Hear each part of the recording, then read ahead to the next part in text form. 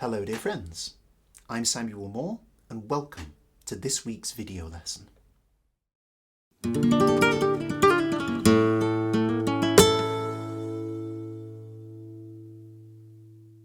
As many of you know, I recently published my second flamenco guitar tutorial book, Flamenco Guitar, Compa Essentials, Alegrías.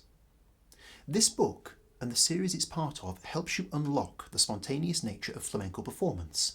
You can find out more about the book via the link in the description below, as well as order a copy if you're interested. But today, I'd like to share with you a simple extract from the book so you can get a sense of what it's about. Specifically, I want to teach you a simple melodic phrase for beats 7, 8 and 9 of Alegrías' basic compass. The phrase you're going to learn sounds like this.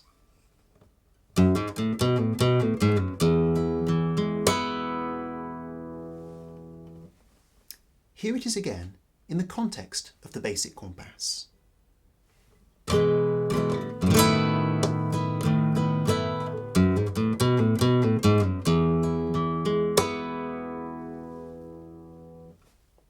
And here it is one more time, but with me counting the numbers. 1, 2, 3, 4, 5, 6, 7, 8, 9, 10, 11, 12. Before we talk about how to use that phrase in the context of your wider playing, let's take a moment to learn it note for note. It's a very simple phrase really. In terms of this hand, the thumb is doing all the work, and it's all rest strokes of the thumb. In terms of this hand, and by the way, it's worth mentioning with phrasing in triplets here, the melody is basically going to start on F sharp, second finger, hammer on to 4th fret, so the G sharp with the pinky. So that's how you begin. And then you play the open D string, so it's... Then do 2 pull-offs from B to A. So far you've got... And you finish by pulling off from G sharp to F sharp with the pinky and second finger, thus giving you... And you can hear how that's going to drop you onto the E for the classic closing phrase. 7, 8, 9, 10, 11, 12. So that's the basic phrase for beats 7, 8 and 9 of the compass that I want to show you today. But what's the purpose of me showing you this? It's quite simple really, and goes right to the heart of one of the main chapters in my new book. I'm not going to teach you exactly what I'm doing right now. That's the job of the book. But I do want to explore with you a really important concept. When you're learning a palo like Alegría, it's important to keep in mind that compass phrases are essentially your core rhythmic ideas that you'll keep coming back to again and again in between other structural components when performing. With this in mind, it's very important to have variety within your compass playing. You don't simply want to loop round the same ideas again and again each time you're required to play compass. In order to help students master this, I often encourage them to think of compass playing as an exercise in variations on a theme. In other words, simple variations evolving out of one core idea. The core idea I often encourage people to start with when learning Alegría sounds like this.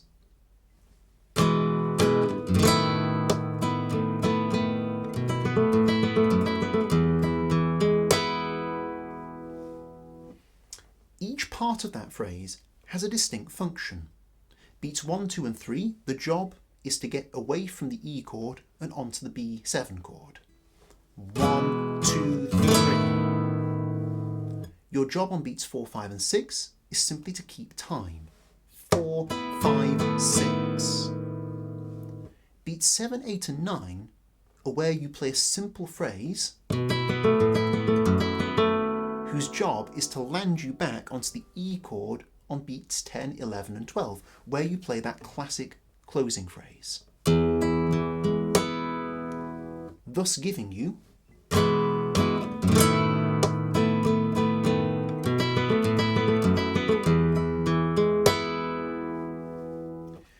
But here's the thing, you don't have to play it exactly like that each time you loop the phrase. For example, the phrase you learnt at the start of this video could be used on beats 7, 8 and 9 instead of this thing. Because ultimately both phrases serve the same purpose. They're designed to eventually drop you back onto the E chord on beats 10, 11 and 12. Using that simple variation will instantly make your playing sound more interesting and varied. To demonstrate, I'm going to play the basic Compas twice. The first time, I'm just going to play it as normal. The second time, I'll add in the variation you learnt at the start of this video. Here we go.